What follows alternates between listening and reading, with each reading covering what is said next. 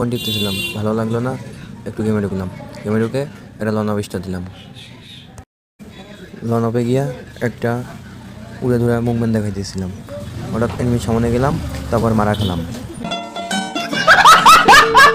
আবার নেক্সট রাউন্ডে গেলাম, তারপর একটু মুভমেন্ট দেখে ধাপ করে একটা মারিয়া দিই। कैसा लगा मेरा मजाक?